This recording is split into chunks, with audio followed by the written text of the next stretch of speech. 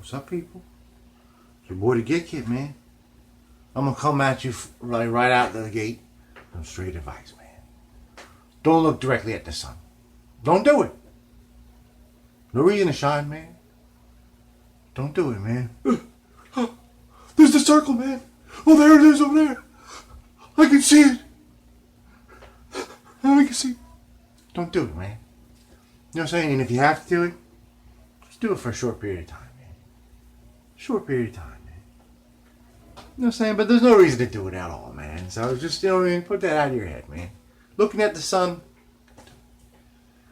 I was talking some crazy shit a couple weeks ago about playing it forward with the Christmas spirit, man. You know what I'm saying? Christmas instead of the Corona, man. I was saying that shit, man. I was talking all kinds of fucking crazy shit. I don't know, man. I just talk shit, man, all the time. But I fucking karmically must have drifted out, you know what I mean? Like, you know, all my 4 or 5 friends on this planet, man. You know what I mean? Oh, Bobby G can fix it, man. Oh, Bobby G, man. So, I was more than pleased to welcome my doorstep this morning. Somebody, you know what I mean, I love all my heart, man. All my heart, my soul, man. Ricky D, man. Ricky D's the reason there is Guitkit, man. I'm telling you, before, you know what I mean, there was just Bobby G, man. Ricky D said, hey, man, you should film this shit, Bobby G, man. You film and put it on YouTube, man. Maybe like 3 or 4 people want to see that shit. I'm at the point that 5 or 6 motherfuckers want to see it, man. I'm growing, man. So thank him, man. Ricky D's been my brother since day one, man. Anything he needs, man, I'm there fucking, you know what I mean? Foot, tooth, and hand, man. Get this guy fucking up to speed, man. He's got a pencil on his ear right now. He's in the workshop, man. He's crafting out the circle, man. You know what I'm saying? Yeah. This shit's gonna be the fucking, you know what I mean? It's gonna be off the fucking hook, man. You know what I'm saying? You know what I'm saying, man. If you don't know already, man, you'll be like, oh, yeah, Bobby G, man. He knew about the circle, man. Anyway, man. So he needs his acoustic guitar brought up to speed, man. He's got that Alvarez. It's almost 30 years old, man. That's like his third arm, man. Ricky D, since day one, had that little Alvarez. You know what I mean? It's like, you know what I mean? He's a great lover in life, man. But the motherfucker is fucking sickly, man. Shit needs a new bridge saddle. You know what I mean? Because he got that shit sharpened up like a fucking razor blade, man. He was cutting strings. Probably needs a little bit of fret work, man. He dropped it off today, man. There it is, man. I'm going to do my brother a solid, man. Ricky, I love you, man. I'm going to get this shit up to speed, man. Let me flip you around, man. I'm going to get this shit fucking top notch, man. Up to zenith, man. Here it is, folks. A legendary instrument. An icon, man. Think about it, man. Ricky D is no joke, man. He's a serious, you know what I mean, figure in the Asbury Park music scene, man. One day, you know what I mean, you guys be like watching this video in the future, be like, yeah, I can't believe he touched that guitar, man. So anyway, this was the Alvarez series that was designed by Kazou Yairi. Now he was, you know what I mean, the greatest Japanese luthier of all time. You know what I mean, undisputably. And, you know what I mean, in the late 80s, he you know, sort of partnered up with Alvarez to design some, you know what I mean, production guitars that would be high-end, high quality, you know, handmade quality, you know what I mean? You know what I mean, at a reasonable price. You see the year there is 1991. You know what I mean? That's it, right around my year. My boy Mike C's guitars from 92, and Ricky was exactly a year older than Mike C. So, exactly a year. Same birthday, man. So, this is it, man. This is Ricky's, you know what I mean? You know what I'm saying? This is, you know what I mean, the genesis of a lot of important songs. So, originally, these guitars were designed and built with tusk nuts and bridge saddles. Now, Ricky's bridge saddle, like a lot of these tusk bridge saddles, started to crumble away, you know what I mean, and pieces started crumbling off it, breaking off of it, and made it unusable, unplayable.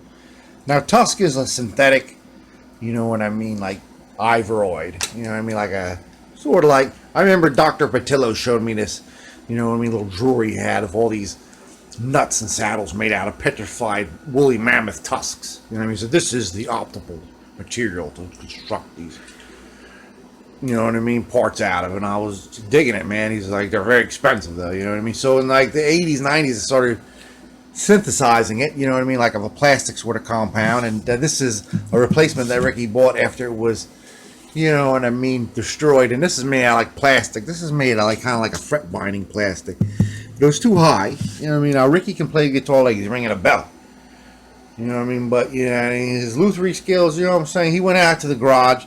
He said, "Man, this is fucking not right, man." He got, you know what I mean, his dad's files and shit. He started filing this shit down, you know what I mean. And you know what I mean. It just didn't, you know what I mean. It wasn't working out, man. There's just something wrong with it. Then all of a sudden, it started becoming like a razor blade and popping his strings because he had sanded these things to like a, you know what I mean, a razor blade file. You know what I mean. He popped a G string, right, and then he went out and ordered another set of strings. You know what I mean. Put on the E string, you know, the G string. Popped them both again, you know what I mean? Bang, bang, you know? He went and saw Guitar Center, was still like curbside pickup, and they like gave him a hard time. He's like, "Oh man, what am I gonna do, man?" Call up Bobby G, man. You know what I mean? So here it is, man. We got a saddle on there is just too high, and it's been sanded, you know, beyond sort of recognition, man. So I got a whole bunch of, you know, extra pieces here. One of them fit, you know what I mean, is gonna fit the bill, very similar to the original. You know what I mean? A couple of these are made out of plastic. One is made out of bone. I'm just going to see which one sets in that hole better. You know what I mean? It really doesn't matter. You know what I mean? The plastic ones are better because they never chip, man. That tusk and, you know, all the ivory and ivory and bone stuff will always chip, man. Some of this plastic shit will fucking last forever, man. So I hope one of the plastic one fits because I believe that's optimal, man. They give him great tone. I'm going to clean this shit up. You know, he's got a good 30 years worth of fucking Ricky D on here, man. You know what I mean? Some serious genetic buildup on there, man. We want to get it clean, man. So we're ready to scrub the shit out of this, man. We're going to bring the action down on here, man. Let's clean the guitar, get it suitable. You know what I mean? He's got to be playing his guitar, you know what I mean, on Asbury Circle every day, man. You know what I mean? Like Mr. Rogers coming through that door, man. So you got to be, you know, have it totally up and, you know what I mean, up in his upper register. So let's get it out of the case. Take the strings off it and take a better look, shall we? Yeah. I got the strings off. Pop that little bridge piece out. It's in great condition, Ricky. Really, really took good care of your guitar. Bravo, man. Bravo, bro. Looks like a Sitka spruce top, I believe. Looks to be an ebony fingerboard with a rosewood, Indian rosewood inlaid headstock. Mahogany neck, I'm saying. Looks to be laminated Indian rosewood sides and back. You know what I mean? Very, very well built guitar, man. Gorgeous, gorgeous instrument. So we popped that little piece that, you know what I mean, Ricky's been tooling around on. I saw he's got a little piece of like toothpick or something holding up this side of the, I don't know what he was trying to do, man, to make the action even higher, man. I asked, you know, "Hey, you want me to lower this?" He's like, "Do what you got to do, Bobby G." So listen, you know what I'm saying? I went through these bridge pieces, and this one's sort of most matched visually and like size-wise. And it's like, you know what I mean, as the original. But unfortunately, it's a little bit, I can't get you inside. You're too big for me. I can't get it inside, man. You know what I'm saying? What I'm going to have to do is shave off a little bit from the sides, man. I got to get out the bick, man. And the way we're going to do that, man, there's like a little convex side here. And we're going to take a little hot glue it to the side of a block, and just like sort of sand it on top of a piece of, you know what I mean, real sophisticated shit. Yeah, I mean, we're going to get this guy in there perfect. It's going to be snug, and it's going to be just a fucking ticket, and it's going to solve all Ricky's little problems, guitar-wise, man. So let's get in motion. I'll show you a little bit of, you know, action footage, man. I got this guy glued to a little block here with some, you know what I mean, the hot glue gun glue. And I got a little hand sander, and I'm just sort of sanding down some 80 grit sandpaper. I got a sanding station out in the garage. You probably do it a lot quicker, but I'm a little too lazy to go out in the garage. So I'm going to just keep, you know, grinding this down, intermittently take it off there and gluing it back on until it's the right size.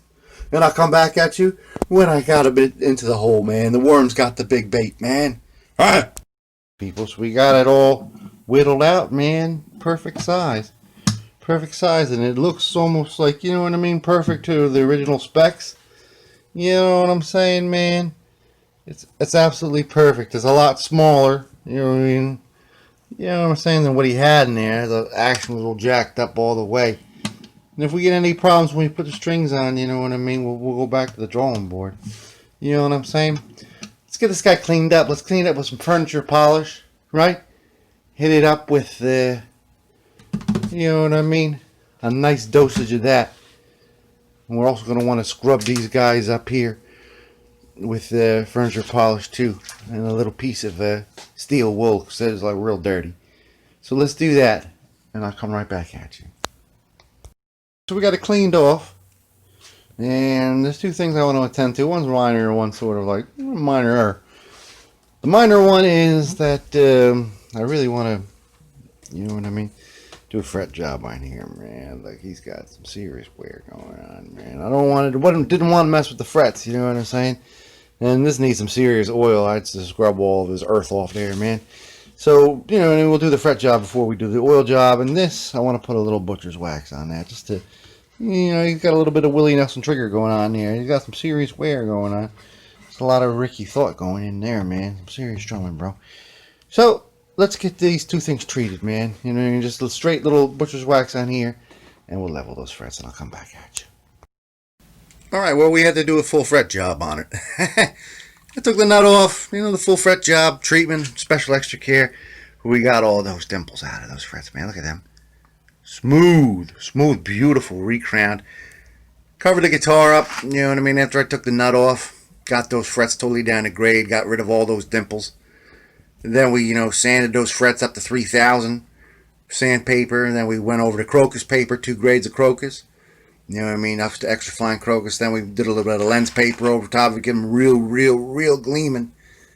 Then we hit it up with quadruple zero steel wool and some mineral oil, and just Stud Ebony just sopped up all that mineral oil, because all the oil from the wood is sort of mixed with Ricky's oil. You know what I'm saying? The Ricky's oil and the ebony oil joint is one, man.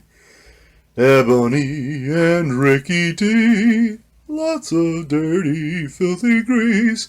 So we got the grease off there, man, and it was naked, man. You saw in the last, you know what I mean, scene there, how it kind of looked all white. So we replaced all them oils with some beautiful mineral oil, some natural mineral oil. We'll let that set in there overnight, man. We'll come back tomorrow morning and wipe up whatever's left over. You know what I'm saying? And then we'll, you know, continue on our greasing journey, man. We'll put a little bit of, you know what I mean, butcher's wax on this, and we'll butcher's wax at that time, man. So I'll see you at that point. Peace be with you. Alright. Next day, people. We wiped off the little remnants left on the ebony. It's all like a uniform, beautiful dark color now. Took some butcher's bowling alley wax paste. Butcher's wax is the best, man.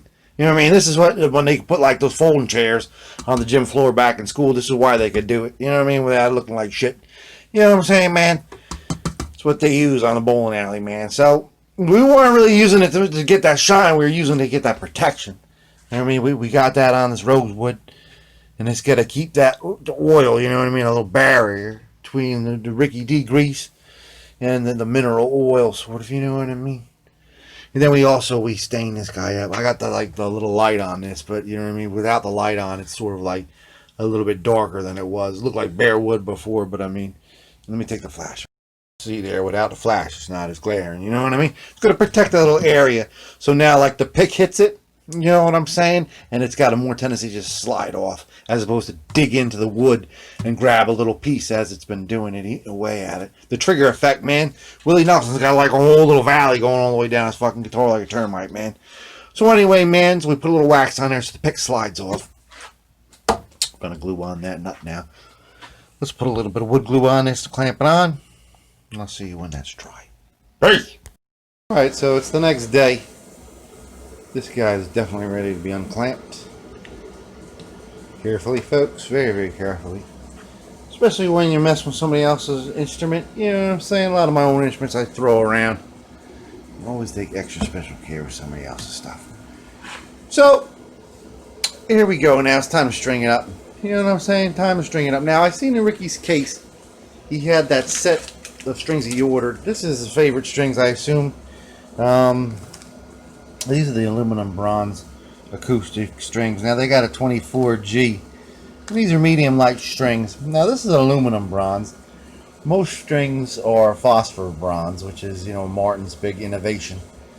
You know what I mean?